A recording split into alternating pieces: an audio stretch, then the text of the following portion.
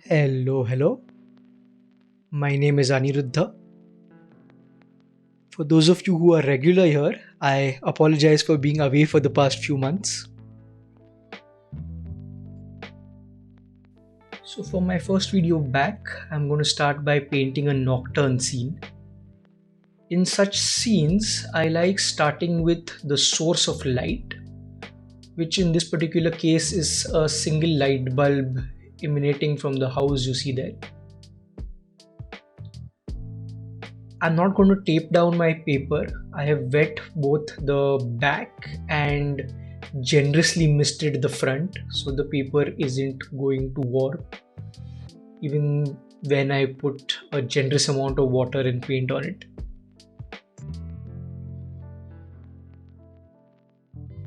Specific colors I'm using aren't all that important. The reference image itself isn't all that colorful per se. I am just trying to pick out some of the colors which I can perceive. In the house, I can perceive some turquoises. There's even a few hints of rose and yellow. At least my eye can see those. The source of light is obviously a warm yellow, and there appears to be a little bit of warmth in the stairway that is visible to us.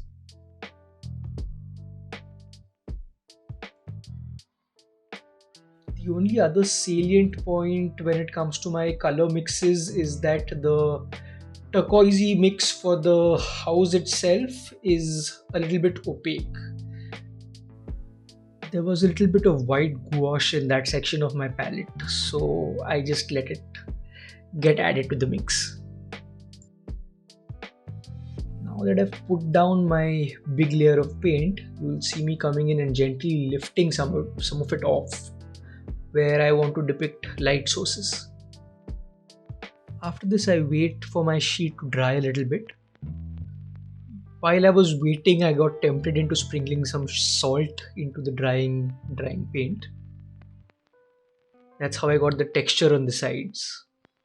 However, in the end, that didn't amount to much because I ended up covering up covering up that section with other layers. You'll see as we progress. My sheet is still damp, which makes it easy for me to lift some highlight sections.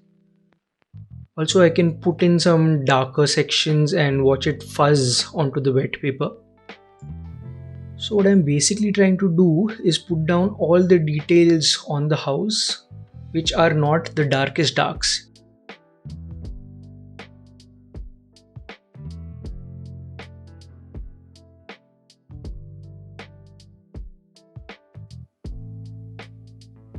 Each of the shadows have their own temperatures. Notice how the shadowy marks I will now make where the light is the warmest will also be warm. Will also have more brown in them.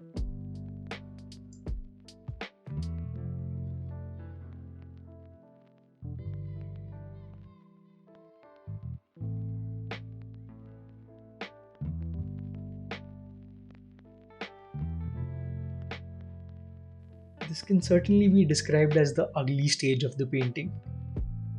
A stage where sometimes you don't know where you're going to go, how you're going to progress forward, whether it's going to work or not. But having done the process enough times, you learn to trust it. My advice to you is when you are at such a stage in your painting, don't judge it too harshly. Simply keep moving forward, slow and steady.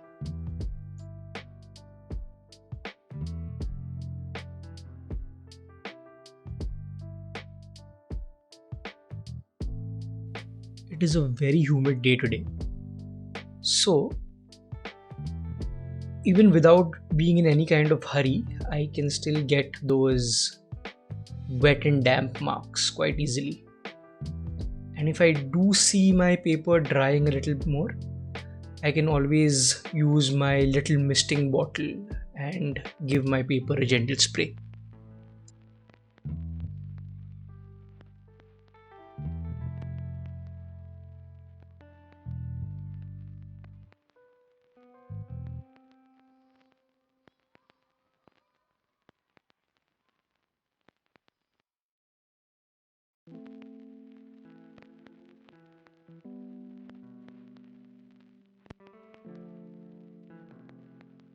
The scene we are painting today is actually from my city. It's from a locality called Chembur here in Mumbai. It's one of the older parts of town and has these lovely single story homes and wide open roads lined with lush green trees.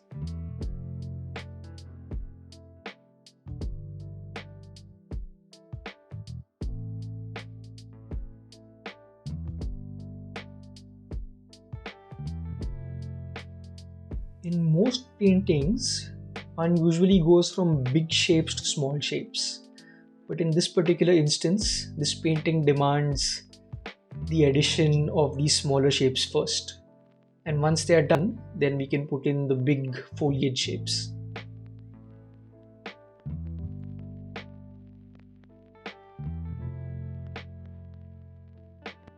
So for this first coconut tree, I just used my lovely soft dagger brush. And I must say, in recent months, I'm really enjoying the use of this dagger brush.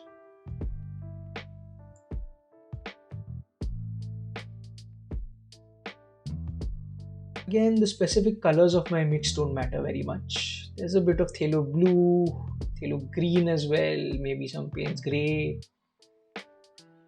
Also added in a touch of what is that, cadmium red, just for further interest.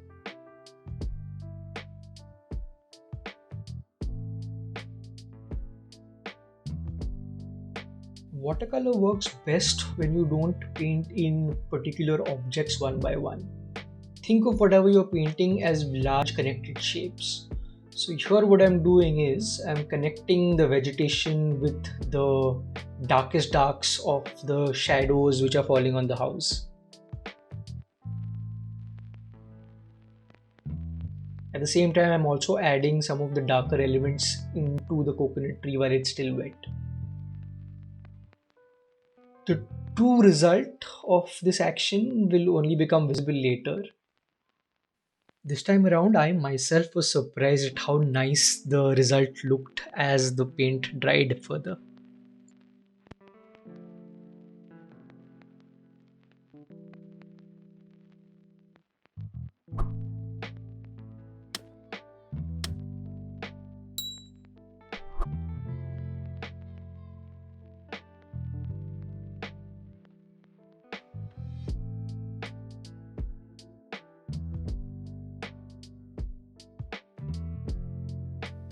At times, you might feel that a dark shape has gotten a little too flat and boring for your liking. If that is the case, you can break it up a little bit by adding a touch of texture to it.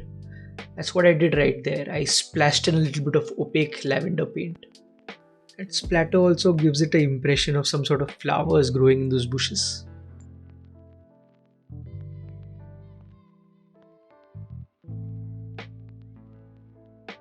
When painting large wet sections, especially with overhead indoor lighting, glare sometimes becomes an issue. I know you can see it on your screen, but this was also one instance where I was struggling with the glare while I was painting this piece.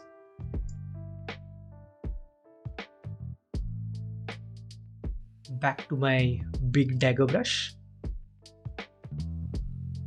and also a little bit of cadmium red.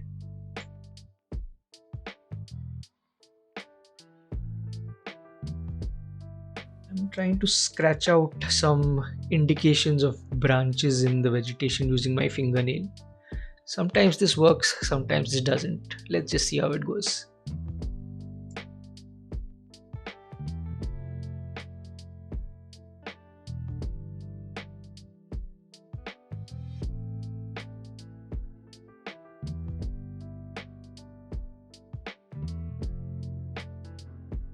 Just as I did with the vegetation on the other side, I am lifting a bit of paint while it's still wet, and then I'll come back in and add some darker sections.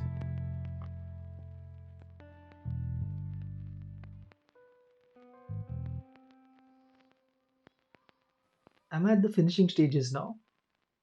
There's always the risk of overdoing these, so it's better to err on the side of caution when you're here.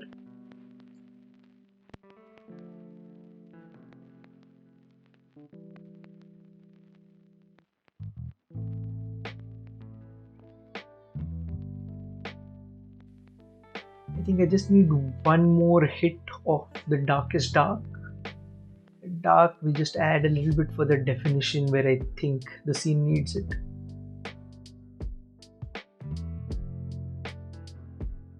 For me, the scene is now done. I will, however, add a few tiny touches with my opaque white gouache or my white pencil once the camera is turned off.